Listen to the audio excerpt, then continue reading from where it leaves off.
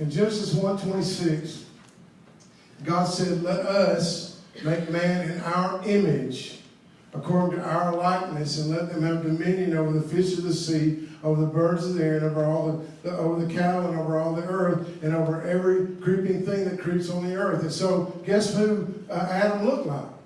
I mean, Adam looked just like Jesus. That's what he looked like. Because they made the man in his image. And so the thing is that from that point on, the idea of who we were was connected to God. Right? But see, we live in a time, next page, we'll go to Exodus when he gave this decree, and I said, you shall not make for yourself a carved image, any likeness of anything that is in heaven above or in the earth beneath, and there's the water under the earth. In other words, he said, because there's a difference between the image that he made us in and a carved image. What is the difference? The carved image is what we are trying to make out of what God has made. The carved image is where we take what God gave us and now we're rearranging it. We're not being able to see Him. We're looking at the earth, or we're looking at things He's created, and we're trying to make something out of that. In other words, we're trying to make God in our image instead of letting Him make us in His. Okay. Next page. Let me read my note. God the Father knew you before you were born. He shaped you into His image to even look like Him. To find out who you are, you need to only look to Him. When you carve into yourself, trying to fashion yourself into an image taken from something else, something you see on the earth, you're destroying the perfect masterpiece that He created in you. In other words, we live in a time where I was a grown adult with 3 kids in my 50s, and I had never taken a picture of myself. Not once. But there are people, now we have a generation that's all they do is they walk around and take pictures of themselves, and then we post these things, and dear God, if we don't get those 10 likes, we can't carry on. I told my wife I can end every eating disorder in America if we'll get rid of all the cameras and the mirrors. That's right. We spend so much time looking at ourselves, and then we go to carving. Don't we? Because, somebody out there in the land of advertising is telling me what's popular now and what's cool. I got an email from the Davises, and they said that fanny packs are coming back in. They never went out as far as I'm concerned. I know where all my stuff is. It's in my bag. Tell them, kid, every time I go out with them to eat, somebody lost something. All my stuff's in my bag. Madison's wearing bell-bottom jeans this morning. I ain't bell-bottom jeans. I bought them 10 years after they're out of style, but I can finally afford them. Because I liked them. I'm not following fashion trends because they're following me. Right? And it's like, it just tickled me. It's like, I remember not too long ago when the man buns are coming in, I'm thinking everybody's growing their hair out. Well, get in line. But I'm just telling you, this is where this cutting is coming from. Yeah. It's a spirit that is exactly as cutting a graven image. It's destroying the thing that God made. Yeah. It's doing something to destroy the image that you are already made. And you don't have, look here, if you just realize who you really are in Christ, realize who you really are in the kingdom, you don't have to get anybody's likes on your stuff. You don't have to get anybody's approval. Yeah. Next page. In James 1:23-25, he said this, for if anyone is a hearer of the word and not a doer, he is like a man observing his natural face in a mirror. For he observes himself and goes away and immediately forgets what kind of man he was. Yeah. But he who looks into the perfect law of liberty and continues in it and is not a forgetful hearer but a doer of the word, this one will be blessed in whatever he does. Blessed means that you are empowered to prosper. If you quit looking at yourself and worried about what everybody else sees when they look in your mirror and look into the mirror of Jesus, look into the mirror of that word, you ain't got anybody to impress. Yes. Next page. Our mirror is the word of God. This is going to be short today. And as long as we look to Him, our only image, the perception of who we really are, is unchanging. Wow. We don't seek approval from others. We are already approved. Yes. We don't need to impress anyone. The God of the entire universe has stated that He is satisfied with us. As long as this is our focus, we are heading toward our destiny, fulfilling our purpose. Let me share something I told them in Bible study. Bible study Wednesday night, I found out that when the Hubble telescope was launched in 1990, 93, somewhere along, 1990, that when it went up there, it was supposed to cost $100 million. It wound up costing $1.5 billion to get that thing in orbit. And then when it got it up there, the image was fuzzy. Okay. And they realized that one of the mirrors, now see, this thing's bad, it's bad to the bone. It's like, he said that humans can see at about 100 yards, you can see a firefly. Okay. With a Hubble, you can see a firefly 10,000 miles away. Like if you were in New York, you can see it in Australia. Wow. So it's bad. But when you get that $1.5 billion piece of metal up there in the air and you can't focus it because one of the mirrors is off by 1 millimeter, the thickness of a dime. It took another $1.3 billion 3 years later to go up and change the mirror out, because here's the point. No matter how far you can see or how many people you can reach, if you can't focus, it's of no good. It's of no value. That's what the devil's after, is he's trying to get you to tune into his channel instead of tuning into God's. Next page. I want to show you this some before and after, just so you know. I love the Kardashians. That's that Viagra girl. Look down there. That's Lady Gaga. Wow.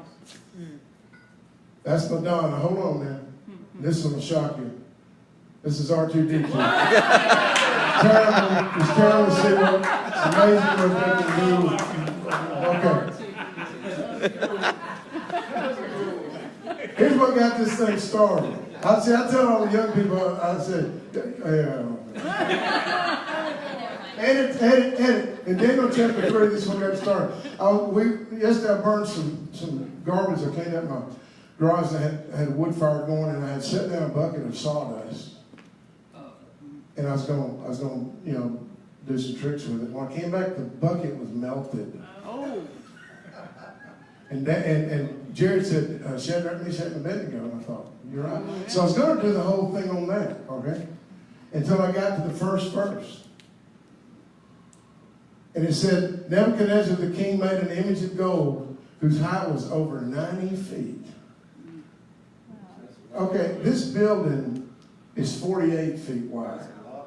That's a long, tall building. Long, tall image he's put up in the air, right? Right. And he said he set it up in the plain of Dura. Can you say plain of Dura? Plain of Dura. Well, you know me, I'm going along and I thought, I wonder what that means. And herein lies the trouble. Next page. See, there's a 90-foot statue standing in plain sight just to remind everyone it is all about me. Okay.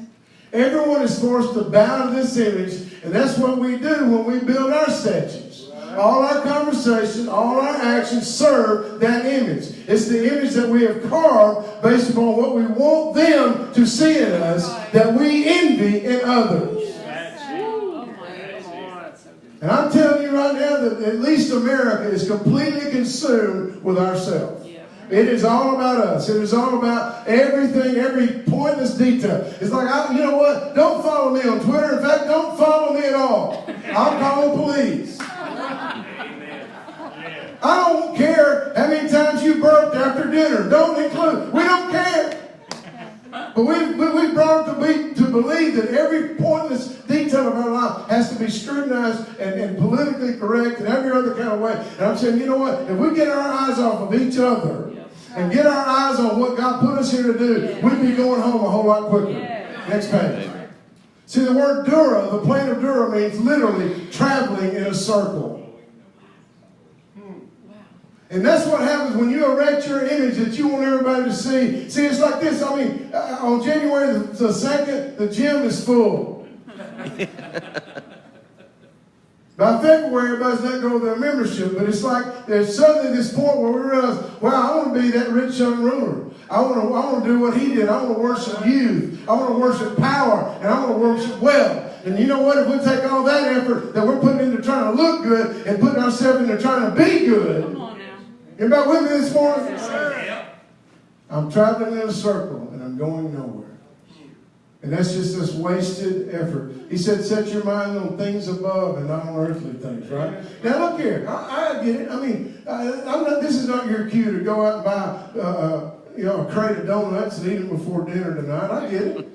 We're supposed to take care of ourselves, and this is our earthly vessel. But how many of you know there's a whole lot of difference between being healthy and obsessive? Right? Right.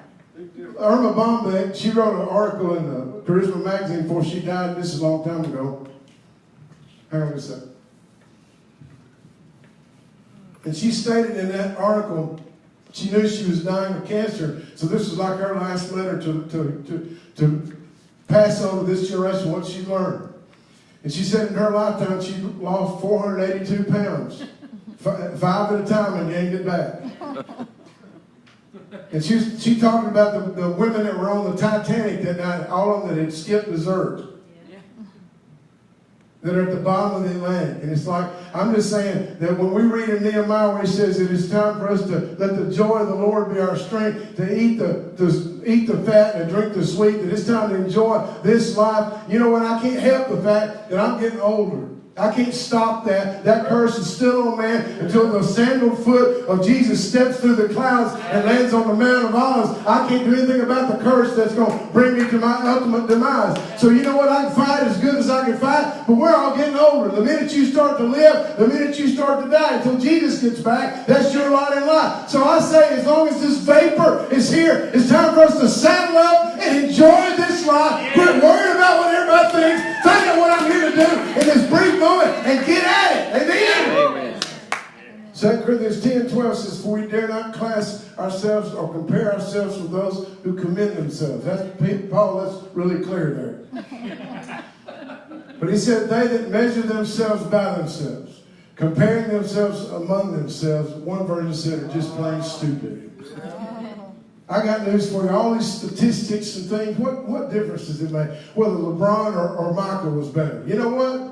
We're all getting older. One day they're going to be commentating and like Shaq up there, wishing they could play again. Yeah. That's all that matters. Go what? Shooting. If you make it, great. If you don't, go on to the next thing. Right? Right. Hey, remember Hank Aaron? Won't be long before they won't remember him. I remember when he broke the record. It was the biggest thing ever, right? Well, it's just like that's what's happening. We're pacing ourselves and we're measuring ourselves amongst ourselves. You know, back when I was a kid, Marilyn Monroe was a sex symbol. She was a size 14. That's right. Yeah, that's right. Now we just hang up a skeleton and throw it down the runway with a dress on. That's what it is. Right. I understand that. Does this make sense to anybody? Jamie Lee Curtis said, wanted to put her on the cover of a magazine. She said, I'll do it on one condition. That in the inside you show the real image before you Photoshop it.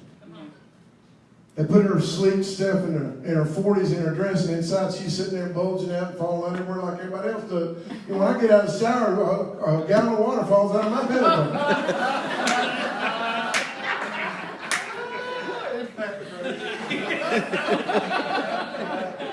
These are things nobody tells you.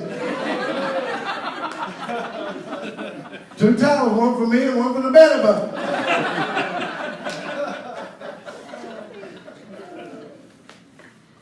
There's always somebody taller, somebody smarter, somebody stronger.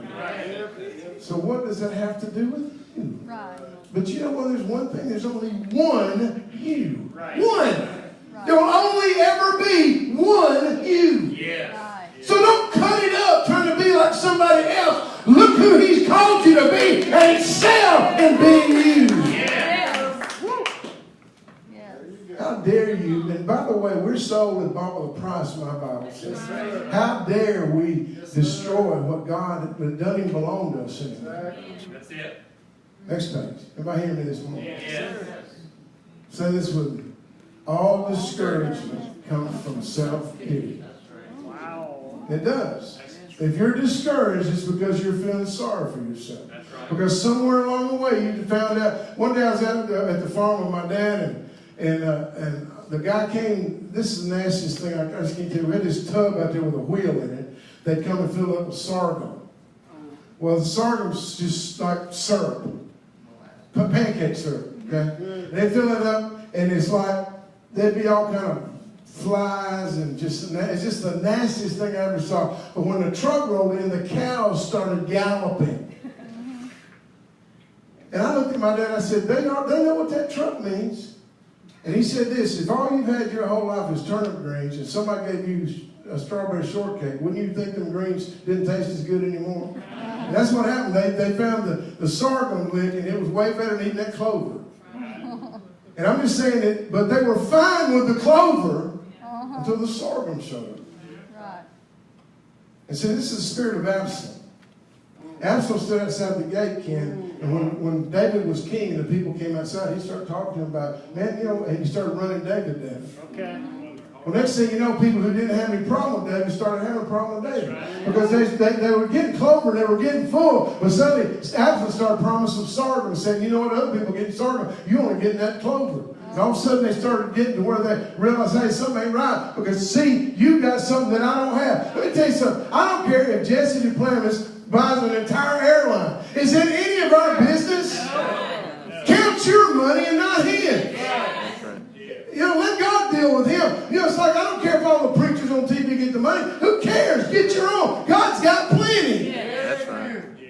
But see, what happens is when you start pitying yourself and you start envying others, man, you're opening the door for every evil thing that can possibly come on you. Because you're looking at a golden image sitting out there in the plane of walking in circles, and you're wanting to be like that instead of being like this. Can I have an amen? That's right. Hebrews 12, 1 and 2. It says, therefore, we also, since we are surrounded by so great a cloud of witnesses, let us lay aside every weight and the sin which so easily ensnares us, and let us run with endurance the race that is set before us. What? Looking unto Jesus, the author and the finisher of our faith, who for the joy that was set before him endured the cross, despising the shame, and he is set down at the right hand of the throne of God. What was the joy that was set before him? You were the joy that was set before him. And I'll tell you something, he's the author and the finisher. He starts it and he finishes it. If you'll just get on board, do what he tells you to do, he's going to take you on the ride of your life.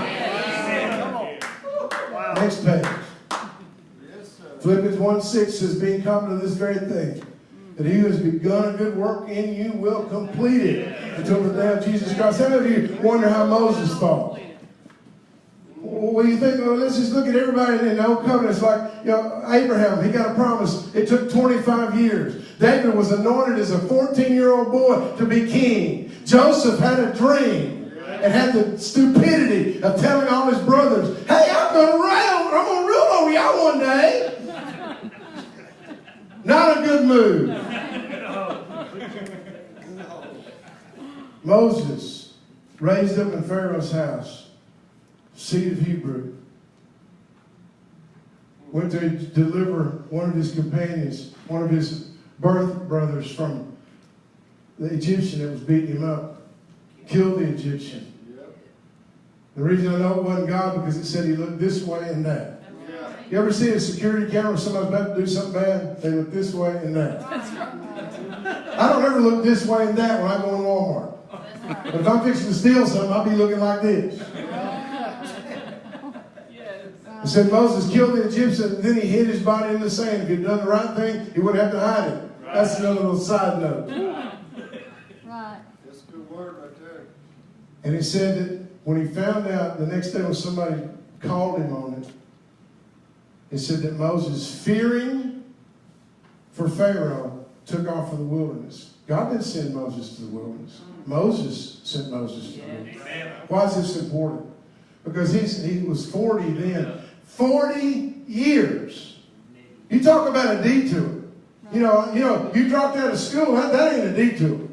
You quit your job or something, you got a little bump in the road. A detour is 40 years. And he's standing out there keeping sheep when he's supposed to be the king of Israel. You understand what I'm saying? The deliverer. How do I know this? Because he named his firstborn son Geshem, which means God has divorced me. Don't take out your problems on your kids. Don't name your kids some dumb name because you didn't have a good time with God. Come here, God's divorced me. Pick up your clothes.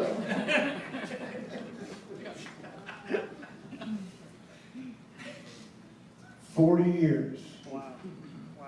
He's 80 years old, and he turns aside to see a burning bush. Wow. And guess what? He did more in the next few years than people will do in their whole lifetime. And we still know him by his only name.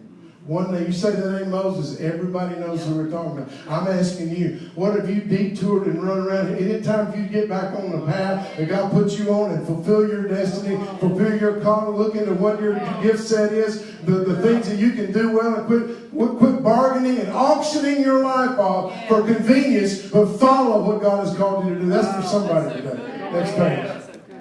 Psalm 118:6 says, the Lord is on my side. I will not fear. What can man do to me? Why do I care what another dirtbag thinks of me? You having trouble at school? You being bullied? Come on, man. Be the answer. Don't cave into that. It's kind of like that. I raise my kids up, and if somebody ever said to them, who do you think you are? Their response was going to be, how much time you got? I'll tell you who I think I am.